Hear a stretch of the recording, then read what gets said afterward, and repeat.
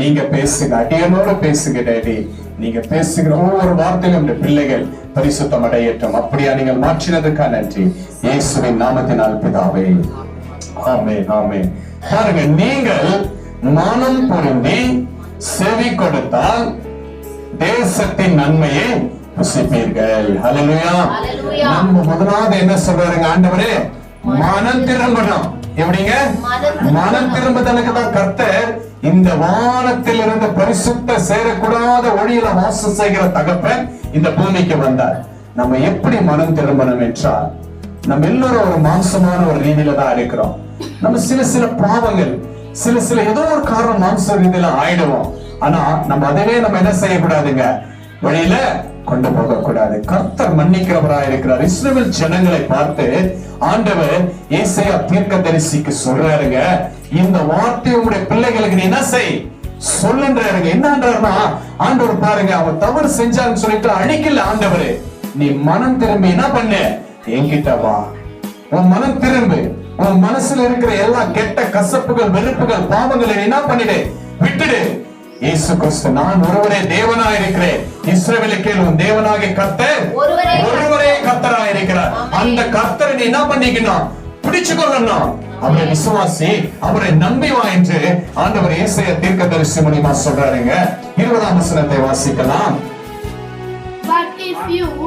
But if you defend me, yes, you are doomed to die. yes, I the Lord.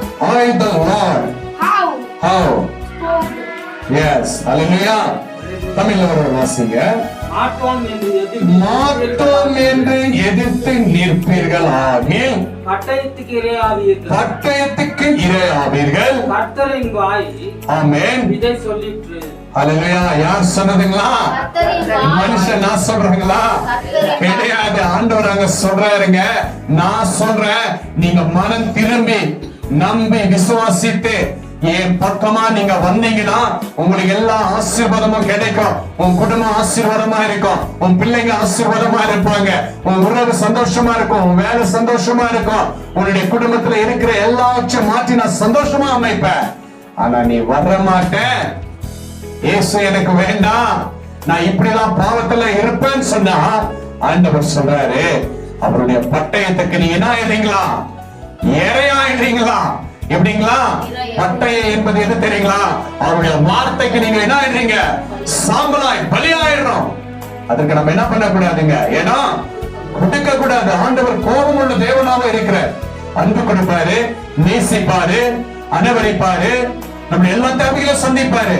ஆனா அவருக்கும் என்ன வருதுங்க, கோபம் வரும். அவர் பட்சிக்கிற அக்கினியா இருக்கிறார். அவருடைய கோபம் எப்படிப்பட்டது தெரியுங்களா? சோதாம் குமார் பட்டணத்தை நம்ம பார்த்தோம் இல்லையா, அழிஞ்சு போயிடுச்சு. ஏன்? அவருடைய வார்த்தைக்கு செவி கொடுக்கல, அவருடைய வார்த்தைக்கு கீழ்ப்படியில.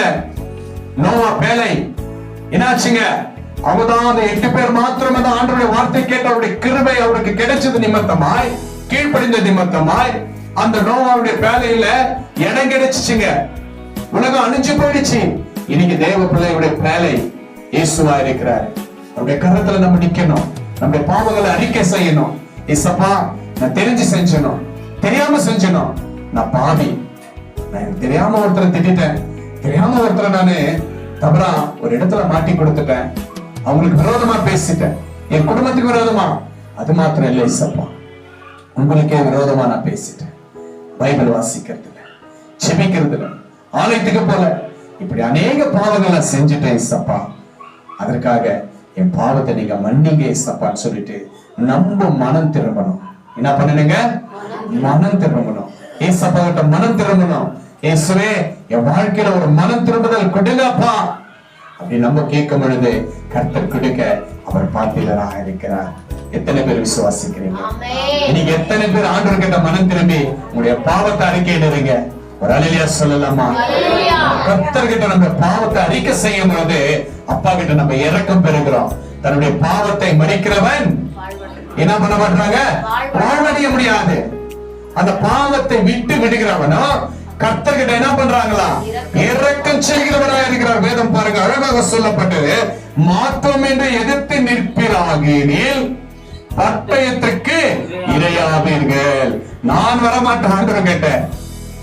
இயேசு எனக்கு நன்மை செஞ்சார், எல்லாம் பார்த்தேன். என்னை வழி நடத்தினாரு, என்னை கூட்டிட்டு போனாரு, கடலை இரண்டா பிரிச்சாரு, மேக ஸ்தம்பம், அக்னி ஸ்தம்பம், மண்ணை எல்லாம் கொடுத்துட்டாரு. எல்லாத்தையும் அனுபவித்துட்டு நான் திருப்பி அப்பா என்ன மனம் திரும்பன்னு சொல்றாரு. நான் மனம் திரும்ப மாட்டேன் நீங்க சொன்னா என்ன ஆவீங்களா? ஏழையா ஆவீங்க. அல்லேலூயா. மரிப்பதற்கு ரெடியா இருந்தாரு ஆண்டவர். உனக்கு ஐயோன்றாரு. அது என்ன லாஸ்ட் ஆண்டவரே, இது கர்த்தர் நான் சொல்லுகிறேன். அல்லேலூயா. தீர்க்கதரிசி அங்க அப்படி சொல்றாருங்க. ஆண்டவர் பேசிய வார்த்தை அங்க சொல்றாருங்க. அன்றைக்கு ஒவ்வொரு இஸ்ரவேல் ஜனங்களுக்கும் ஒவ்வொரு தீர்க்கதரிசி இருந்தாங்க. ஆனா இன்னைக்கு யார் இருக்கிறாங்க தெரியுமா?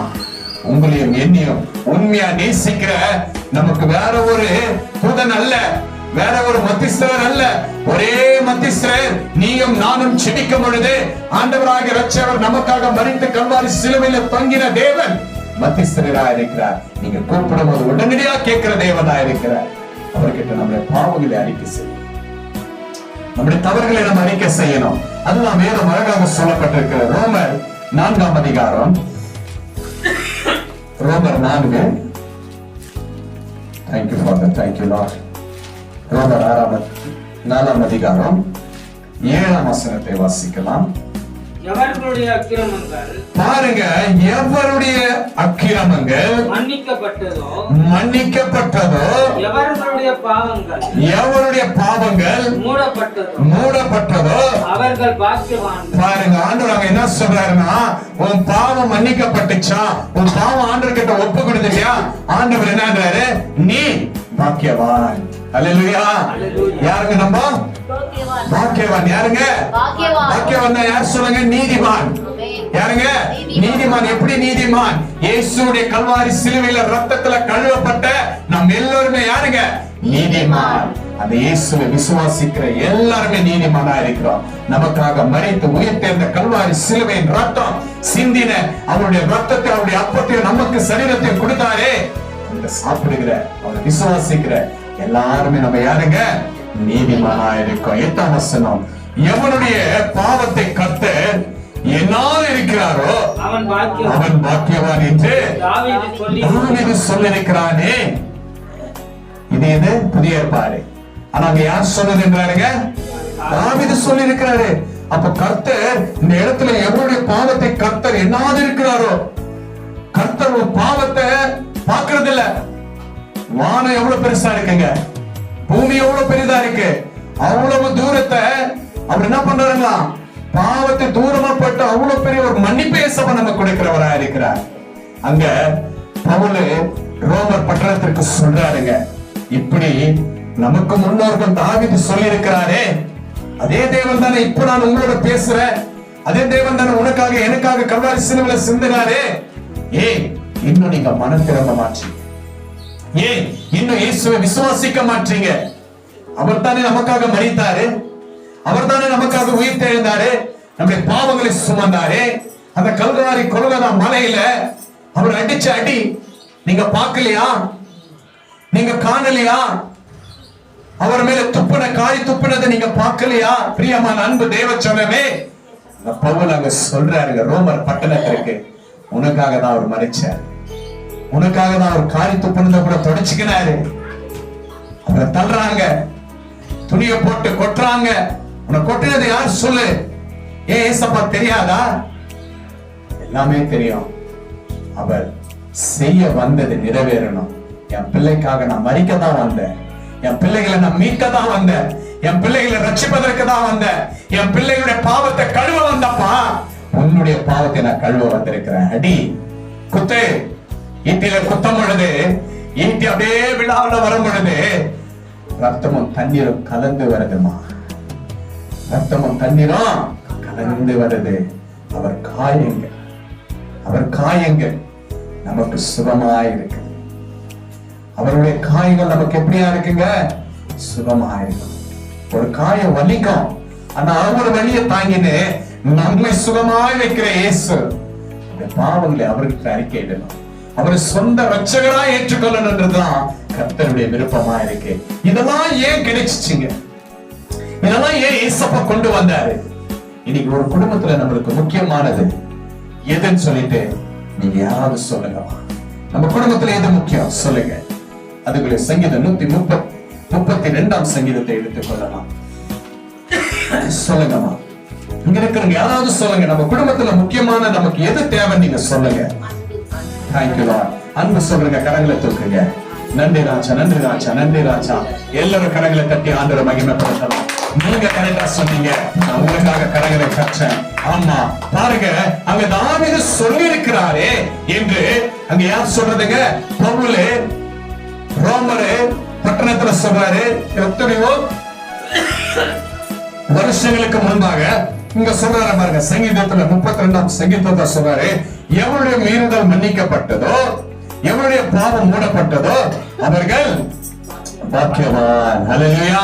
அப்ப தாவீது நீங்க சொல்றத அங்க விசுவாசிக்கிறாரு.